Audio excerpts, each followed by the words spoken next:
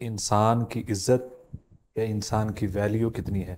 قرآن مجید میں اللہ نے فرمایا ہم نے بنی آدم کو عزت سے نوازا ہے۔ قد خلقنا الانسان فی احسن تقویم، ہم نے انسان کو بڑی ہی خوبصورت شکل و صورت عطا فرمائی۔ ہم جس معاشرے میں جی رہے ہیں نا، یہاں غریب ہونا ایک جرم بن چکا جرم بن گیا۔ ہے۔ غریب آدمی کی نہ کوئی عزت ہے، نہ کوئی رسپیکٹ ہے۔ ہم ہندوؤں کو تو یہ کہتے ہیں، ان کے اندر نیچ ذات کے لوگوں کو کیڑے مکوڑے سمجھا جاتا ہے۔ غریب آدمی کو کیڑے مکوڑوں سے زیادہ اہمیت نہیں دی جاتی۔ ریاست کی ذمہ داری ہے کہ وہ لوگوں کو ان کے حقوق پورے کر کے دے۔ تو یقین مانیے ہماری کوشش ہوتی ہے کہ بس ہم اس کو نچوڑ لیں۔ بسم اللہ الرحمن الرحیم۔ السلام علیکم ورحمۃ اللہ۔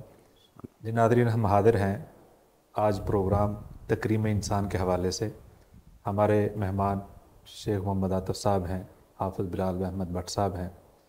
ہم اس حوالے سے گفتگو کریں گے اور جانیں گے کہ اس معاشرے میں انسان کی عزت یا انسان کی ویلیو کتنی ہے، جبکہ اللہ رب العزت نے وَلَقَدْ كَرَّمْنَا بَنِي آدم وَحَمَلْنَاهُمْ، قرآن مجید میں اللہ نے فرمایا ہم نے بنی آدم کو عزت سے نوازا ہے، اس کو تکریم دی ہے، جبکہ اللہ رب العزت نے مسلمان کو یہاں منشن نہیں کیا، اسلام بعد میں ہے، پہلے بطور انسان اللہ رب العزت نے انسان کو ایک عظمت دی ہے۔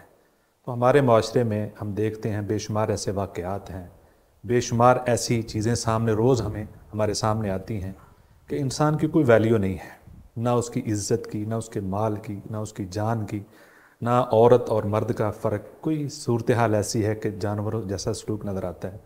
تو ہم جانیں گے شیخ محمد عاطف صاحب سے۔ عاطف بھائی بتائیے کہ ہمارا یہ معاشرہ اس وقت، اس میں سوشل میڈیا پہ روز ایسے واقعات ہیں کہ جو ہمارا سر شرم سے جھک جاتا ہے کہ ہم بطور مسلمان، بطور انسان، پھر مسلمان، پھر پاکستانی، کہ ہم کہاں کھڑے ہیں۔ بسم اللہ الرحمن الرحیم۔ جی شکریہ سعید صاحب۔ بڑا ہی ہارڈ ایشو ہے اس وقت یہ، جی اور اس موضوع کے اندر بڑا ہی درد ہے۔ سچی بات تو یہ ہے کہ اللہ تبارک و تعالیٰ کا قرآن مجید کے اندر فرمان ہے لَقَدْ خَلَقْنَا الْإِنسَانَ فِي أَحْسَنِ تَقْوِيمٍ، بے شک۔ ہم نے انسان کو بڑی ہی خوبصورت شکل و صورت عطا فرمائی۔ اس کی پیدائش بڑی خوبصورت ہے، اس کا یہ مراحل بڑے خوبصورت ہیں جن کو اللہ نے بنایا ہے۔ اسی طرح اللہ نے فرمایا یا ایھا الانسان ما غرک بربک الکریم الذی خلقک فسواک فعدلک۔ دیکھیے اللہ تبارک و تعالیٰ نے انسان کو بڑا ہی خوبصورت بنایا ہے، اور تمام مخلوقات کے اندر اس کو عقل و ارادہ دے کر اللہ تبارک و تعالیٰ نے تمام مخلوقات سے اس کو ممتاز بنا دیا ہے۔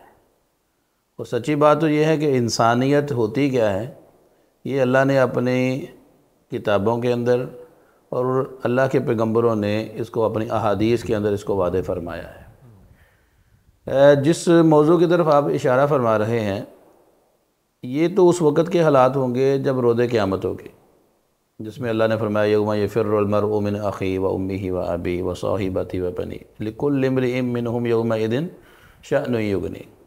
قیامت کا دن ہوگا، ہر آدمی ایک دوسرے سے بھاگ رہا ہوگا، اور ہر آدمی کو اپنی پڑی ہوگی، نفسا نفسی کا عالم ہوگا، ہر آدمی یہ چاہے گا کہ بس میں۔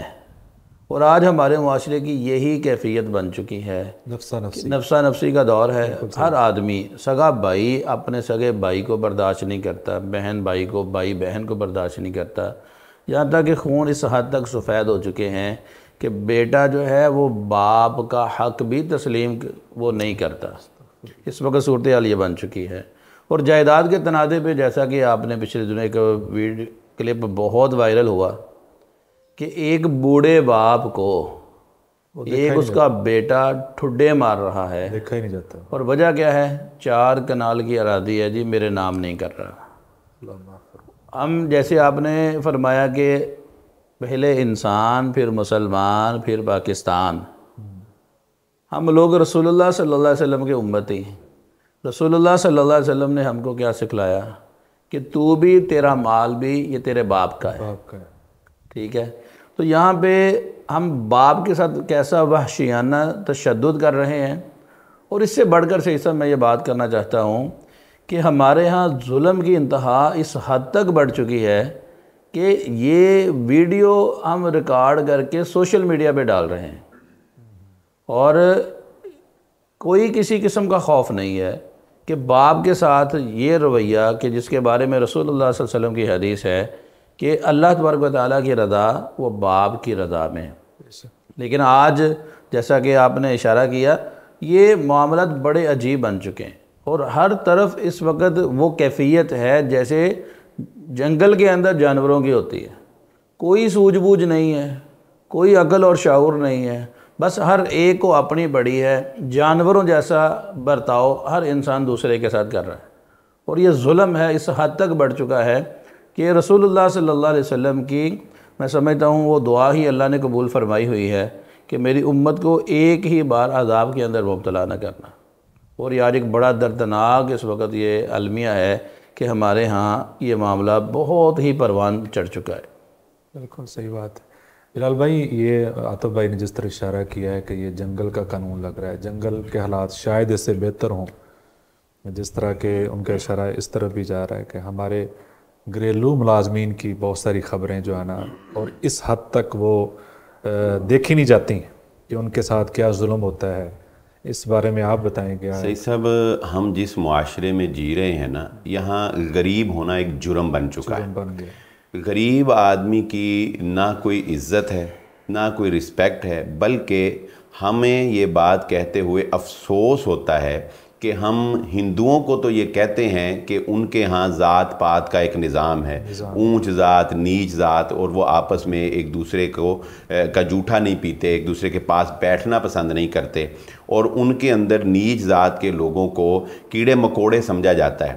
لیکن اگر ہم اپنے گریبان میں جھانک کے دیکھیں تو وطن عزیز پاکستان، جس کو لا الہ الا اللہ کی بنیاد پہ حاصل کیا گیا تھا، یہاں پر بھی غریب آدمی کو کیڑے مکوڑوں سے زیادہ اہمیت نہیں دی جاتی، بلکہ کیڑے کو بھی شاید انسان جو ہے وہ کوئی راستہ دے دیتا ہو نکلنے کے لیے، لیکن غریب آدمی کو راستہ نہیں دیتے۔ اس کی بے شمار مثالیں ہم سوشل میڈیا پہ دیکھ رہے ہیں کہ غریب آدمی بیچارہ اگر چوری کر لیتا ہے یا کوئی ہلکا پھلکا جرم بھی کر لیتا ہے تو وہ بیچارہ اتنا مجبور ہوتا ہے کہ یہ آخری سٹیج ہوتی ہے اس کی۔ اور ہم یہ جانتے ہیں کہ اسلام، حضرت عمر بن خطاب رضی اللہ تعالیٰ عنہ نے جب قحط سالی میں کسی نے چوری کی تو انہوں نے اس کا ہاتھ کاٹنے سے منع کر دیا، یعنی اس کے اوپر سزا نافذ نہیں کی، کیونکہ یہ ریاست کی ذمہ داری ہے کہ وہ لوگوں کی بنیادی جو ضروریات ہے وہ پورا کرے۔ اگر ریاست پوری نہیں کر رہی تو ریاست کو یہ حق بھی نہیں ہے کہ وہ ان کو سزا دے۔ تو اب ہمارے ہاں جو ریاست نے مہنگائی کی صورت میں لوگوں کا جو روزگار ختم کر دیا اور لوگوں کی جو بنیادی ضروریات، آخری لقمہ جو تھا وہ بھی ان سے جب چھین لیا، تو اس کے بعد ریاست یہ حق کیسے رکھ سکتی ہے کہ وہ کسی آٹا چوری کرنے والے کو یا کسی دال چوری کرنے والے کو یا کسی اور ایسی اجناس چوری کرنے والے کو جو ہے وہ سزا دے؟ تو ہمیں بحیثیت انسان یہ سوچنا چاہیے کہ اسلام تو ہمیں یہ تعلیم دیتا ہے کہ مسلمان اس وقت تک اپنے ایمان کو مکمل ہی نہیں کر سکتا جب تک کہ وہ دوسرے کے درد کو محسوس نہ کرے، جب تک وہ ایک مسلمان ایک جسم کی طرح نہ بن جائیں۔ لیکن چلو ہم کہتے ہیں کہ ہم بڑے کمزور ایمان والے ہیں، ہمیں دوسرے کا درد محسوس نہیں ہوتا، تو کم از کم ہم اس کو اذیت ہی نہ دیں، یعنی اس کو کم از کم ہم اس کو ذہنی اذیت ہی نہ دیں۔ ہمارے گھروں کے اندر ایسے واقعات ہیں، بلکہ میں ان گناہگار آنکھوں سے وہ واقعات دیکھ چکا ہوں کہ ہوٹلنگ کرنے کے لیے پوری فیملی جاتی ہے اور اپنے ملازم کو سائٹ پہ بٹھایا ہوا ہے اور سارا کھانا خود کھا کے بعد میں وہ جو پیزے کے ارد گرد بچے ٹکڑے ہوتے ہیں نا، وہ ملازم کے آگے رکھ کے کہتے ہیں کہ تم اس کو کھاؤ، اور کہنے کو وہ آپ کے بچوں کو سنبھالنے والی، وہ آپ کے صفائی ستھرائی کا خیال کرنے والی۔ تو میں آپ کے اس پروگرام کے توسط سے یہ اپیل دردمندانہ رکھنا چاہوں گا اپنے عوام کے سامنے، مسلمانوں کے سامنے، کہ خدارا ملازمین ہونا کوئی جرم نہیں ہے، ہمارے جو ملازم ہیں وہ بھی انسان ہیں۔ ہمارے نبی صلی اللہ علیہ وآلہ وسلم نے بات ارشاد فرمائی کہ ملازم کے اوپر اس کی طاقت سے زیادہ بوجھ نہ ڈالو، اگر کبھی تمہیں ایسا لگے کہ اس کی طاقت سے زیادہ کام اس سے لینا ہے تو خود ساتھ ہاتھ لگا کے اس کی مدد کرو، وہ کھاؤ، اس کو کھلاؤ جو تم خود کھاتے ہو، ٹھیک ہے؟ ہاں، وہ جس کام کے لیے رکھا ہے اس سے وہ کام لو۔ لیکن ہمارے ہاں کام بھی زیادہ اور اوپر سے درندگی والا سلوک. انسانیت بھی شرمندہ ہے کہ پتہ نہیں یہ انسان کہنے کے لائق بھی یہ لوگ بچے ہیں یا کہ نہیں بچے. غریب کو بھی انسان سمجھیں, ملازم کو بھی انسان سمجھیں, اس کے بھی کچھ حقوق ہیں, اس کے بھی کچھ رائٹس ہیں. کہنے کو ہم پاکستان کرتے ہیں اور اسلام کرتے ہیں, تو پھر ہمیں یہ مجبوراً کہنا پڑتا ہے کہ وہ غیر مسلموں کے ممالک جو ہیں وہاں اور کچھ نہیں, لا دینیت بہت ہے, بے روی بہت ہے, فحاشی بہت ہے, عریانی بہت ہے, لیکن چلو کم از کم انسانیت کے لیے تو وہ لوگ جو ہے وہ قدردان ہیں. وہاں پر انسانیت تو ہے, کم از کم انسانیت. یہاں پر انسانیت بھی ختم ہو چکی ہے. ویسے صحیح بات ہے بلال صاحب. اصل میں بعض جو جیسا مالی طور پہ لوگ اوپر جا رہے ہیں نا, اتنا ہی جو گھریلو ملازمین ہے یا ان کے عمومی ملازمین ہیں ان کے ساتھ یہ رویہ اتنا ہی بہیمانہ نظر آتا ہے. بالکل.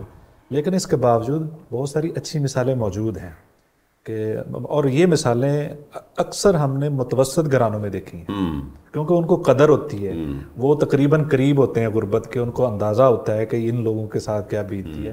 وہ ان ملازمین کی تربیت بھی کرتے ہیں, تعلیم بھی جتنی ممکن ہے وہ دیتے ہیں ساتھ, بالکل, اور ان کو اپنے گھر کا فرد سمجھتے ہیں. لیکن یہ بہت کم گھرانوں میں ہوتا ہے, متوسط گھرانوں میں ہوتا ہے اور کم ہوتا ہے. بہت ہم تو بحیثیت مسلمان, جیسے طور پہ حالات خراب, شروع میں بات ہوئی انسان, پھر مسلمان, پھر پاکستان.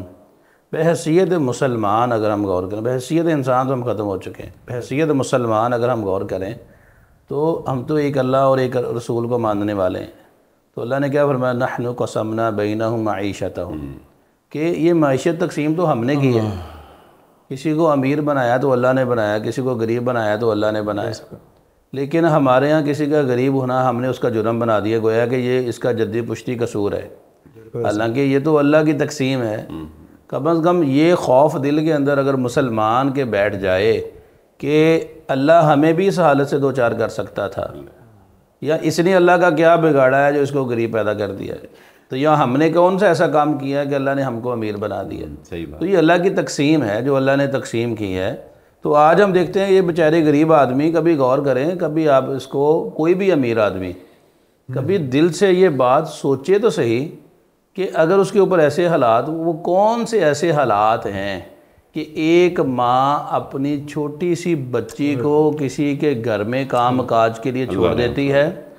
اب ذرا تصور کریں, مجبوری کا اندازہ لگائیں کہ وہ اپنی بچی کو کسی کے گھر میں چھوڑ دیتی ہے. کس لیے کہ یہ 2 وقت کی روٹی یہاں سے کھائے گی اور کم از کم 2 وقت کی روٹی ہمیں بھی پہنچائے گی.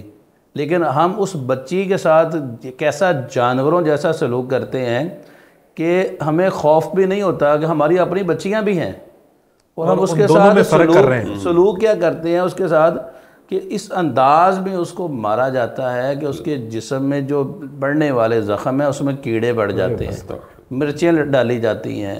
اور کہنے کو ہم ایک عورت بھی ہیں, ہم ایک مرد بھی ہیں, اور ہم ایک بحیثیت مسلمان بھی ہیں, اور ہمارا رویہ غرباء کے ساتھ کیا ہے. بچوں کو ہم کام پہ رکھتے ہیں, اور یہ پچھلے دنوں یہ آپ نے دیکھا ہوگا سوشل میڈیا پہ کلپ وائرل ہوا کہ ایک بچے کو, میں تو کہتا ہوں یہ جانوروں سے بھی بدتر معاشرہ بن چکا ہے کہ بچے کو چارپائی کی پیند کے نیچے وہ اس کا سر کر کے, سر بھی نہ ہلا سکے, پیچھے الٹا کر کے اس کے ہاتھ بھی باندھ دیے, اس کی ٹانگیں بھی باندھ دی. بچے کی عمر ہے 6-7 سال, اور اس کے اوپر جو ہے وہ چھتر مارے جا رہے ہیں. ٹھیک ہے, ہم کس معاشرے کے اندر رہ رہے ہیں؟ کیا بحیثیت انسان ہی, مسلمان کو چھوڑے اب ایک طرف رکھ دیں, کیا بحیثیت انسان یہ تصور کر سکتا ہے کہ وہ ایک اپنے جیسے انسان پر اس انداز میں تشدد کرے؟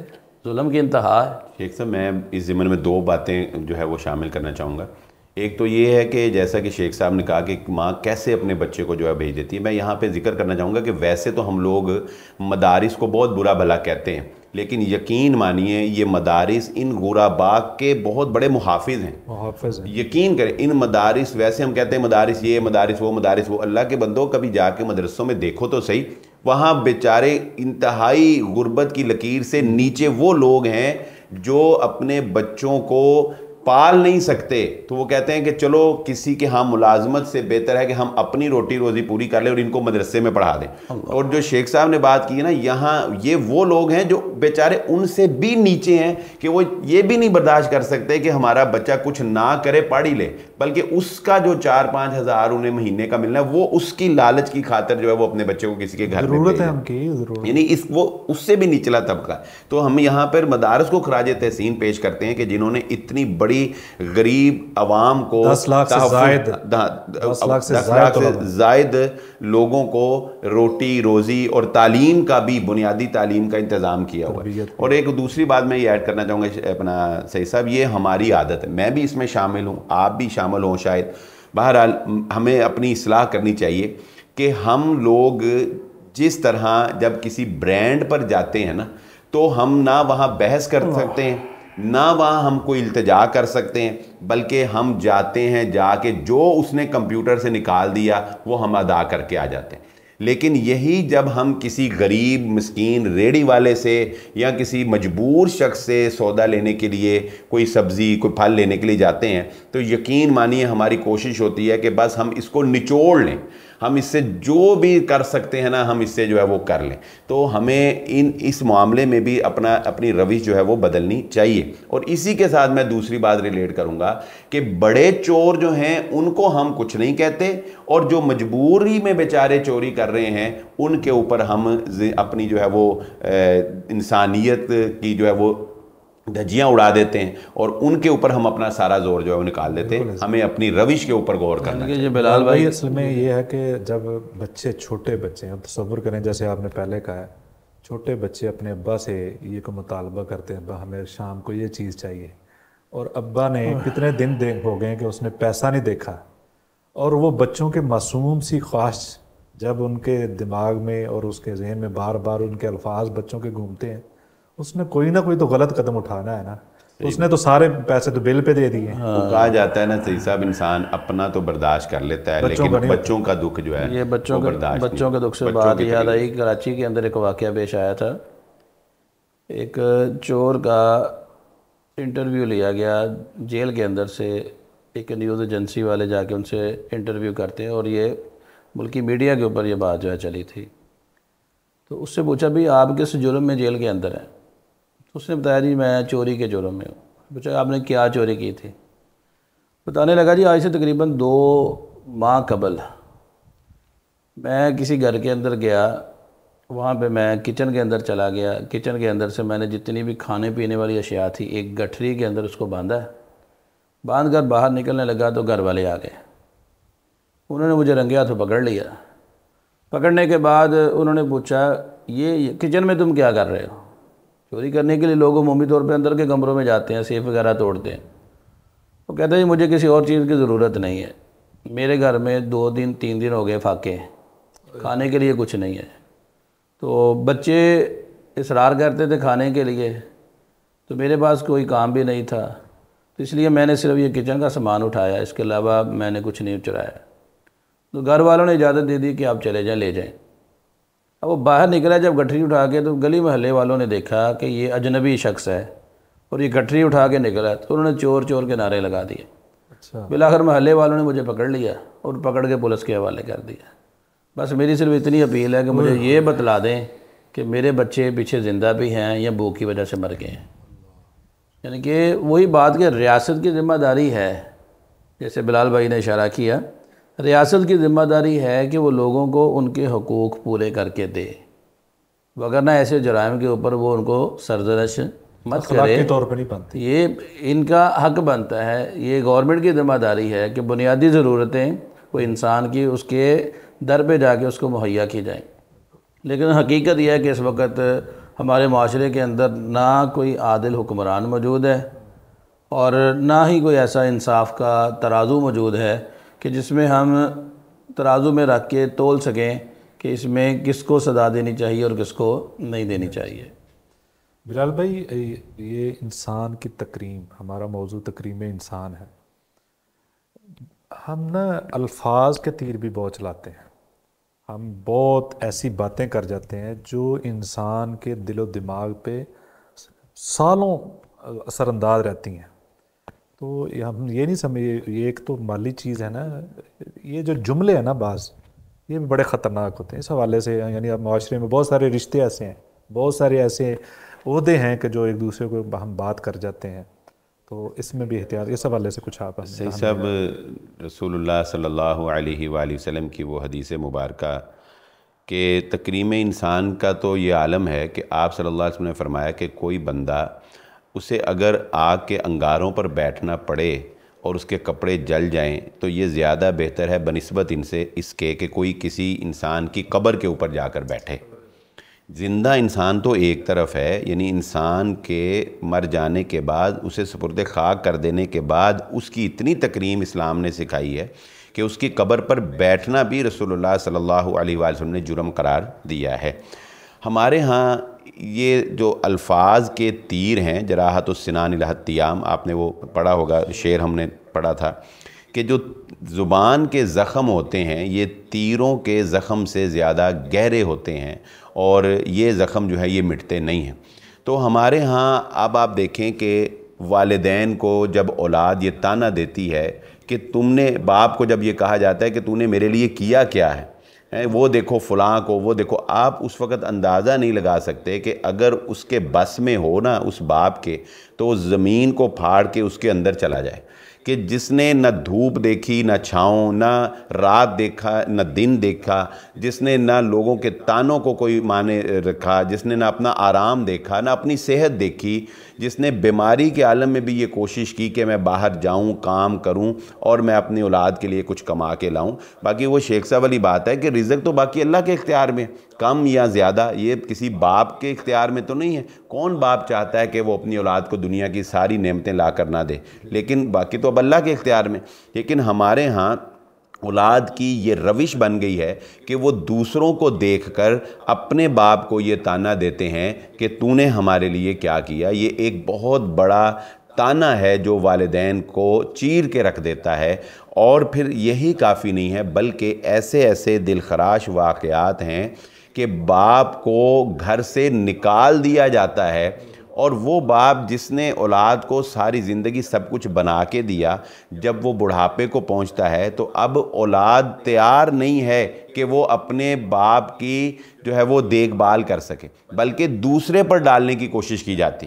یعنی اگر 3 یا 4 بیٹے ہیں نا تو ہر بیٹے کی چاہیے تو یہ تھا کہ یہ خواہش ہوتی کہ باپ ہمارے پاس رہے، لیکن ہر بیٹا جو ہے وہ دھکیل رہا ہے باپ کو کہ کسی طرح 5-4 دن کے بعد یہ دوسری طرف چلا جائے اور کسی طرح 5-4 دن کے بعد یہ اس طرف چلا جائے. لیکن ہمیں یہ نہیں بھولنا چاہیے کہ یہ دنیا مکافات عمل ہے، یہاں جو بوگے وہی کاٹو گے، یہ فطرت کا قانون ہے.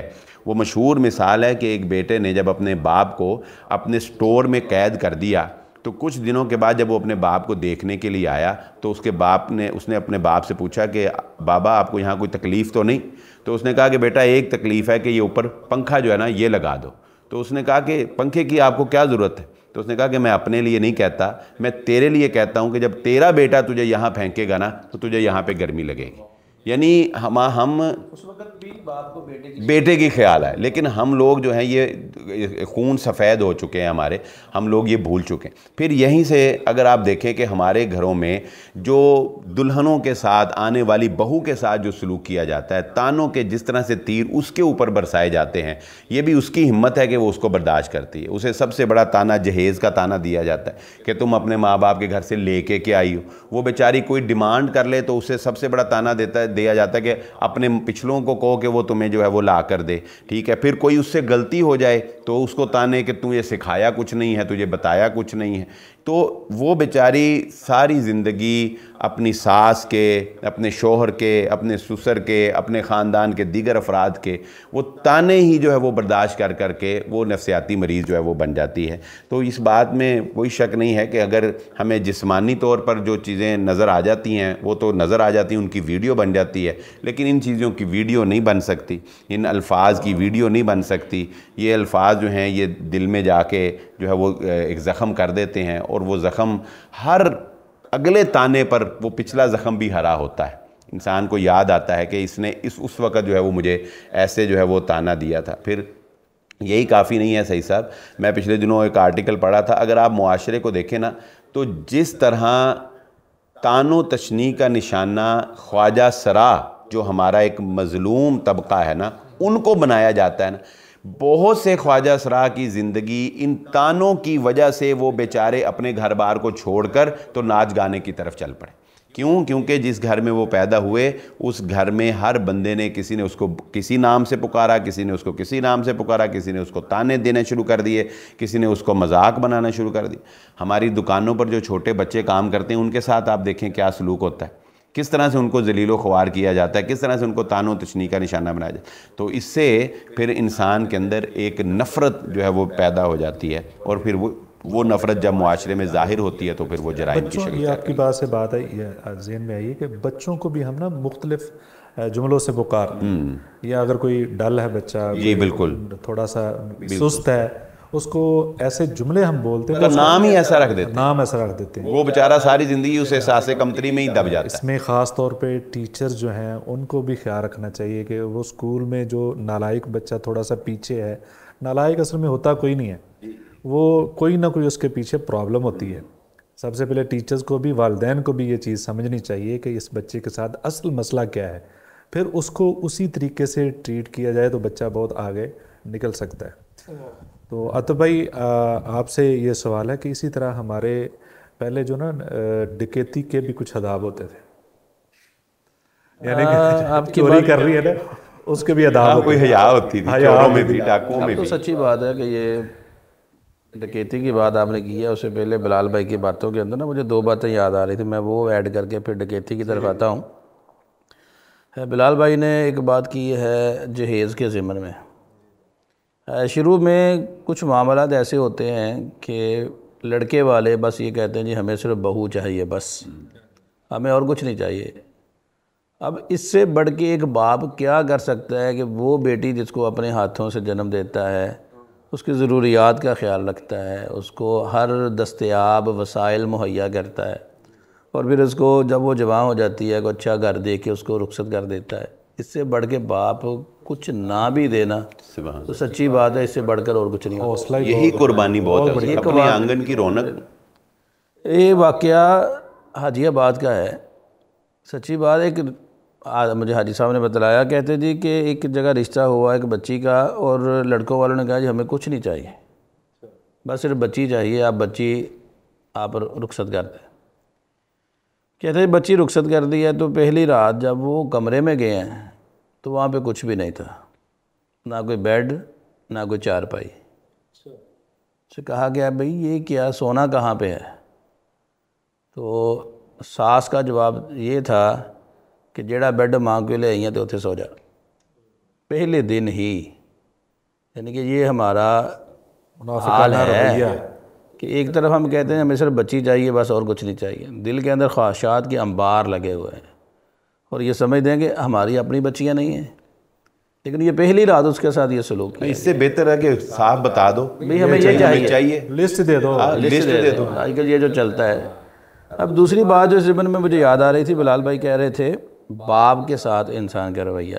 رسول اللہ صلی اللہ علیہ وسلم کی حدیث ہے کہ اللہ کی تعظیم کے اندر یہ بات شامل ہے, بوڑھے کی تعظیم کرنا.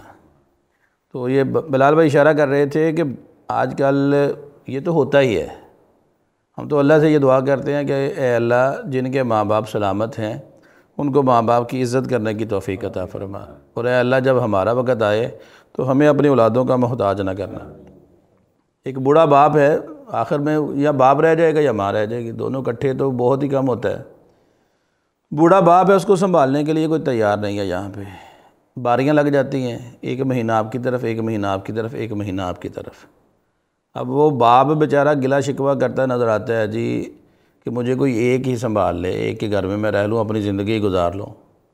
اب ایک طرف یہ المیہ ہے, ہم کہنے کو تو مسلمان ہیں, اور ایک طرف آپ نے پڑھا ہوا اخبارات کے اندر, ریاض کے اندر یہ واقعہ پیش آیا تھا کہ وہاں پہ ایک کیس چلا گیا عدالت کے اندر, اور کیس دعویٰ دائر کرنے والا ایک بھائی ہے جو اپنے سگے بھائی پہ دعویٰ دائر کر رہا ہے. اور وہ کیس کیا ہے جس کو سن کے بحیثیت مسلمان سر فخر سے بلند ہو جاتا ہے. اور وہ دعویٰ کیا ہے کہ میرا بڑا بھائی اس کے پاس ماں رہتی ہے, تو اب چونکہ اس کی عمر کافی ہو گئی، اس نے ماں کی بڑی خدمت کر لی، اب میں چاہتا ہوں ماں کی خدمت میں کروں۔ یہ ہے اسلام، یہ ہے اسلام جو اسلام نے ہم کو سکھلایا۔ اب وہ جج بھی پریشان ہے کہ میں فیصلہ کیا کروں۔ دونوں کی چاہت کیس بڑا عجیب ہے، دونوں کی چاہت کیس بڑا عجیب ہے۔ کیس کیا ہے جی؟ ماں کی خدمت وہ کہتا ہے میں نے کرنی، وہ کہتا ہے میں نے کرنی۔ اب جج نے دونوں بچوں کو الگ الگ پوچھا، ماں سے الگ پوچھا، تو ماں کا جواب یہ تھا میرے لیے دونوں برابر ہے، اب جدھر مجھے بھیج دے میں چلی جاؤں گی۔ تو بالآخر جج نے فیصلہ کر دیا کہ چونکہ اب وہ 80 سال کا بوڑھا ہے جس کے پاس ماں رہتی تھی، وہ 60 سال کا ہے، تو فیصلہ کر دیا کہ اب یہ ماں جو ہے یہ اس 60 سال والے نوجوان کے پاس رہے گی۔ جب یہ فیصلہ ہو گیا تو وہ بوڑھا عدالت سے باہر نکل کر داڑیں مار مار کر رو رہا تھا، اور وہ کہہ رہا تھا ہائے میرے بڑھاپے نے مجھ سے میری ماں کو چھین لیا۔ اب ایک طرف اسلام ہم کو یہ سکھلاتا ہے، اور ایک طرف ہم بحیثیت مسلمان کیا کر رہے ہیں معاشرے کے اندر، یہ ظلم کی انتہا ہے۔ اب بات آتی ہے ڈکیتی کی طرف۔ ڈکیتی کے بارے میں آپ نے کہا کہ کچھ آداب ہوتے تھے، اب وہ نہیں ہے، اب وہ نہیں ہے۔ جی جی پہلے کچھ ہوتا تھا کہ کچھ نہ کچھ آداب، کچھ نہ کہ ضابطے قانون ہوتے تھے، جیسے کہ مکہ کے مشرکین کے بھی تھے، ہاں جی وہاں پہ بھی وہ حرمت والے مہینوں کا خیال رکھا کرتے تھے، اور جب حرمت والے مہینے نہیں ہوتے تھے پھر وہ چوریاں، قتل، ڈاکے، ڈکیتیاں سب کچھ ہوتا تھا۔ تو یہ آداب کے حوالے سے آپ نے پچھلے دنوں میں ایک واقعہ دیکھا ہوگا، راولپنڈی کا تھا غالباً۔ ایک باپرد عورت ہے، وہ چلی جا رہی ہے، تو موٹر سائیکل پہ آتے ہیں، پہلے اس کے پرس کو چھینتے ہیں، پھر اس کو زد و کوب کرتے ہیں، ان کو پکڑنے کا انداز، پھر ان کو گرانے کا انداز، اور پھر اس اکیلی جب سب کچھ چھین لیا ہے پھر اس کے بعد اس کو ٹھڈے مارنے، اس حالت میں اس کو بے سدھ چھوڑ کے پھر موٹر سائیکل پہ وہ بھاگ جاتے ہیں۔ یہ آج بحیثیت مسلمان ہم یہ کام کر رہے ہیں کہ آج اس حد تک ہمارے سر شرم سے جھک چکے ہیں کہ ہم اپنے آپ کو مسلمان تو دور کی بات ہے، کیا انسان بھی کہلوانے کے حقدار ہیں۔ سچی بات تو یہ ہے کہ آج ہمارے معاشرے کے اندر اس وقت جو ظلم و ستم ہو رہے ہیں، ہم تو اپنے آپ کو انسان بھی نہیں کہلوا سکتے، کو جا یہ کہ ہم اپنے آپ کو کہ ہم مسلمان ہیں۔ اور جس طرح بلال بھائی نے اشارہ کیا کہ اس سے تو بہتر وہ لوگ ہیں جن کو غیر مسلم بولتے ہیں، وہاں پر بھی کچھ آداب ہیں، وہاں پہ غرباء کے حقوق کا خیال کیا جاتا ہے، صحیح۔ اور یہاں پہ تو بس جس کی لاٹھی اس کی بھینس۔ یہ بالکل آپ کی بات ہے، تو بھائی ٹھیک ہے کہ پہلے جو نا کچھ نہ کچھ لحاظ تھا خواتین کی عزت کا، کہ آپ کو مال کی ضرورت ہے، آپ یعنی کہ یہ بات بالکل غلط ہے نا ڈکیتی، اس میں تو نبی صلی اللہ علیہ وسلم نے بڑی سختی سے منع فرمایا شریعت نے، اور ویسے بھی اس کا دفاع کرتے ہوئے بندہ اگر دنیا سے چلا جائے تو وہ شہید ہوتا ہے، یہ باتیں ٹھیک ہے۔ لیکن یہ تھا کہ اب عورتوں کا لحاظ اور اس قدر درندگی وہ حد سے بڑھ چکی ہے۔ بلال بھائی اسی طریقے سے کچھ ایسی اخلاقی بیماریاں، کچھ ایسے مسائل، خاص طور پہ سسرال کی طرف سے یہ پریشر ہے کہ بہو یا بیگم یہ بیٹا کیوں نہیں ہو رہا، بیٹیاں ہی کیوں ہیں، یا اولاد نہیں ہو رہی، اس وجہ سے اب ڈسکس کر رہے تھے کہ وہ سبڑیال میں ایک بڑا و غریب واقعہ ہوا ہے، تو تھوڑی سی وہ وضاحت کریں۔ صحیح صاحب، وہ واقعہ تو یقین مانیے میں دیکھ نہیں سکا، میں نے صرف وہ ہیڈ لائن پڑھی، اور مجھے مطلب وہ واقعہ تو دیکھا نہیں جاتا کہ ایک خاتون نے ایک دوسری خاتون کو صرف اس کا بچہ چوری کرنے کے لیے اس کا گلا کاٹا، پھر اس کا پیٹ کاٹ کے اس بچے کو نکالا، جس بے دردی سے اس کی زندہ حالت میں، کہتے ہیں کہ اس کی لاش جو تو نہیں، زندہ حالت میں اس کو صندوق میں بند کیا، اور پھر وہ اسی حال میں بیچاری جو ہے وہ مر گئی۔ تو میں تو اس پر کیا کہہ سکتا ہوں، کہ میں تو اس پر کچھ کہہ بھی نہیں سکتا، کہ یہ اس پہ تو الفاظ بالکل ختم ہو گئے ہیں، کہ بس کوئی نبی صلی اللہ علیہ وآلہ وسلم کی کوئی دعا ہے کہ اس امت کو جو ہے وہ یکمشت ہلاک نہیں کیا جائے گا، یا اللہ تعالیٰ جو ہے وہ سب سے زیادہ صبر کرنے والی ذات ہے، اللہ تعالیٰ سب سے زیادہ صبر کرتا ہے۔ تو اللہ تعالیٰ کا یہ ایک صبر ہے کہ وہاں پہ زمین نہیں پھٹی یا آسمان جو ہے وہ ہمارے اوپر نہیں گر گیا، اللہ تعالیٰ حفاظت فرمائے۔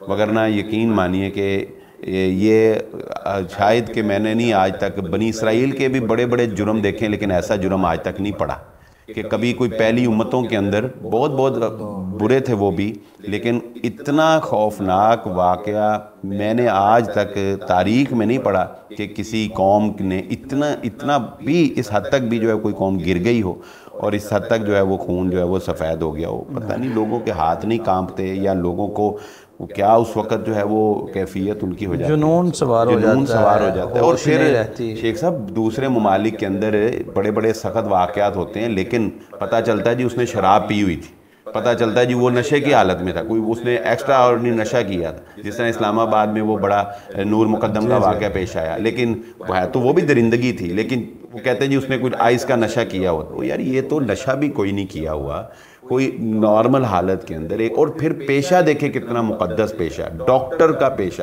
کہ جس کی ہر بات مریض حرف آخر سمجھ کے اس کے اوپر عمل کرتا ہے اور وہ اس کو اپنا مسیحا سمجھ رہا ہوتا ہے اس وقت، سب سے بڑا خیر خواہ اس کو جو ہے ڈاکٹروں سے اعتبار اٹھ جائے گا. یعنی یہ تو بس کیا کہا جائے اور کہ اس اس کی واقعے کے بچی بارے اس میں. خاتون کی جو مقتولہ ہے، بلال بھائی اصل میں یہ ہے کہ اگر آپ سن لیں نا کہ یہ وہ قتل ہو گیا ہے، اس میں ایک خبر ہے کہ عمومی سی خبر، لیکن جب آپ سنتے ہیں نا کہ اس کو ذبح کر دیا گیا ہے، اس کی گردن کاٹی گئی ہے اور کاٹی بھی ایک خاتون نے ہے، حالانکہ خواتین کے دل تھوڑے نرم ہوتے ہیں اور ان کو پتہ ہے کہ وہ، اور 2 جانیں گئی ہیں، خاتون کی بھی بچے کی بھی. تو یہاں میں ایک بات کہوں گا، یقین مانے اپنے سائے سے بھی ڈر رکھنے لگ گیا. اس طرح کے واقعات تھے کجا کہ انسان اپنے بچوں کو، اپنے گھر والوں کو کہیں جو ہے وہ لے کر جائے یا کہیں جائے، اپنے سائے سے بھی ڈر لگتا ہے کہ یار پتہ نہیں یہی دھوکہ نہ دے جائے. اچھی بات ہے. یہ بات چل رہی تھی کہ انسانیت کی اور انسان مسلمان پاکستان، یہ بات جو ہے یہ بار بار اس کو دہرایا جا رہا ہے. ہم ہیں تو مسلمان، بالکل. کیا یہ جو بات آپ نے کی ہے کہ کسی کے یہاں بچہ نہ ہو تو یہ سنبڑیال کا واقعہ جو یہی تھا نا کہ اس کے پاس، اس کی بیٹی کے پاس اولاد نہیں تھی، تو کیا یہ اولاد کا ہونا یا نہ ہونا انسان کے اپنے بس کی بات ہے؟ بالکل نہیں. کیا ہم نے بحیثیت مسلمان قرآن نہیں پڑھا؟ للہ ملک السماوات والارض یخلق ما یشاء یہب لمن یشاء اناثا ویہب لمن یشاء الذکور او یزوجہم ذکرانا و اناثا ویجعل من یشاء عقیما. اللہ کے اختیار میں ہے، اللہ بیٹی دے دے، اللہ بیٹا دے دے، اللہ جوڑے دے دے، اور اللہ چاہے تو کچھ بھی نہ دے، بانجھ رکھ دے، کچھ بھی نہ دے. پیغمبر مانگتے آج پیغمبر مانگتے رہے ہیں. اور آج کل تو ہمارے ہاں ایک یہ بھی بڑا ظلم ہے کہ کسی کے ہاں اگر بچیاں ہی پیدا ہوں تو یہ بھی قصوروار اس اپنی بہو کو کہا جاتا ہے، یہ بہو قصوروار ہے. ہمارے یہاں ایک لیڈی ڈاکٹر ہے، وہ تو بڑی نا غصے میں آ جاتی ہے جب ایسی بات ہوتی ہے، اور وہ سخت ڈانٹتی ہے بچے والوں کو. کہتی ہے کہ یہ خالصتاً سائنسی لحاظ سے یہ جو بیٹی پیدا ہوتی ہے اس میں مرد کا معاملہ ہے، اس میں عورت کا قصور نہیں ہے. ہاں بیٹا جب پیدا ہوگا تو اس میں عورت کا کردار ہوتا ہے، صحیح بات. بیٹی کی پیدائش میں اس کا کردار نہیں ہوتا، یہ آپ کے لڑکے کا قصور ہے. لیکن ہمارے ہاں ظلم اس حد تک بڑھ چکا ہے کہ میں نے سچی بات ہے، ایک واقعہ یہ بھی ہم نے سنا ہے کہ کسی کے ہاں 4 بچیاں پیدا ہوئیں اور اس کے باپ نے یعنی کہ سسر نے اپنے بیٹے سے کہا کہ اس کو اپنے گھر میں بھیج دو. 4 بچیاں پیدا ہونے پہ اس کو اس کے گھر میں بھیج دیا گیا. بعد میں بڑے گھر میں بڑے پڑے اور نتیجے میں صلح ہو گئی. لیکن یہ واقعہ ہوا ہے اور دیندار لوگوں کے گھرانوں کے اندر یہ واقعہ ہوا ہے. یعنی کہ یہ ہمارا المیہ ہے اس وقت کہ اولاد کا نہ ہونا بھی یہ تانا بن جاتا ہے. اور سچی بات ہے شادی کے بعد اگر 1 سال 2 سال کسی کے یہاں بچہ پیدا نہ ہو تو ایسی باتیں گھر کے اندر شروع ہو جاتی ہیں کہ وہ جوڑا بیچارہ اس احساس کے اندر مبتلا ہو جاتا ہے کہ پتہ نہیں اب ہم سر اٹھا کے زندگی بھی جی سکیں گے کہ نہیں جی سکیں گے. شریعت نے شیخ صاحب اس کا بڑا اچھا حل رکھا ہے کہ شریعت نے انسان کو 4 شادیوں کی اجازت کیوں دی ہے.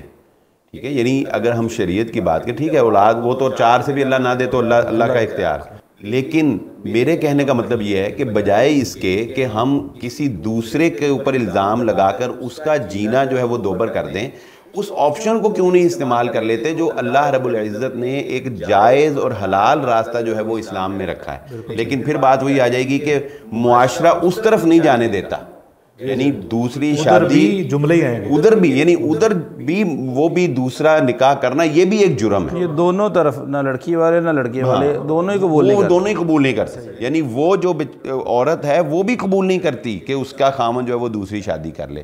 اور دوسری طرف جو ہے اپنی زندگی بھی مشکل بنائی ہوئی ہے اور دوسروں کی اس میں اس بات کو ایڈ کیا جا سکتا ہے کہ معاشرہ جو ہے وہ زنا کو برداشت کر لیتا ہے، دوسرے نکاح کو برداشت نہیں کرتا. بالکل. یعنی کہ عورت جو ہے یہ برداشت کر لے گی کہ اس کا خامد اللہ معاف کرے کہیں پہ رات کو بدکاری کر کے آئے، یہ تو وہ برداشت کر لے گی، لیکن یہ نہیں برداشت کرے گی کہ اس نے دوسرا نکاح کیا ہو اور اس اپنی بیوی کے پاس معاشرہ ہی نہیں برداشت کرتا. اور معاشرے. صحیح بات. جی ناظرین، آپ نے تکریم انسان کے حوالے سے بڑی قیمتی باتیں سنی ہیں. حقیقت یہ ہے کہ شریعت نے انسان کی بڑی توقیر کی ہے. آپ دیکھیں، ایک تو زندہ انسان ہے، اس کی تو بہت ہی توقیر ہے. قرآن و سنت میں ایک دنیا سے انسان چلا گیا ہے اور وہ ڈیڈ باڈی ہے. اسلام نے بتایا کہ اس کو بھی ایک احترام کے ساتھ اکٹھے ہو کر اس کا جنازہ پڑھیں، اور ایک جو اس کا جنازہ پڑھتا ہے اس کو ایک قرات کے برابر ثواب ہے. اور پھر اگر کوئی اس کے ساتھ جا کر قبر تک جاتا ہے، اس کو اچھے طریقے سے دفن کر کے آتا ہے، عزت و احترام کے ساتھ اس کو قبر میں اتارتا ہے، اس کو 2 قرات. اور قرات پتہ ہے کتنا ہوتا ہے؟ احد پہاڑ سے بھی بڑھ کر. یہ تکریم ہے، یہ عزت ہے کہ ایک دنیا سے جانے والا انسان، اس کو بھی احترام کے ساتھ جو ہے وہ دنیا سے رخصت کیا جائے. اور پھر جس طرح بلال بھائی نے ایک حدیث کوٹ کی ہے کہ جس کی قبر بن چکی ہے، جو دنیا سے چلا گیا ہے، اس کی قبر کی مٹی پہ بھی بیٹھنا منع کر دیا ہے. جو زندہ ہیں تو ان کی عزت اور احترام کتنا ہے. دوسروں کا احترام ضرور کریں، بولنے سے پہلے ضرور سوچیں یہ کسی کی زندگی برباد نہ کر دیں. اپنا خیال رکھیے گا. بہت شکریہ. السلام علیکم ورحمۃ اللہ.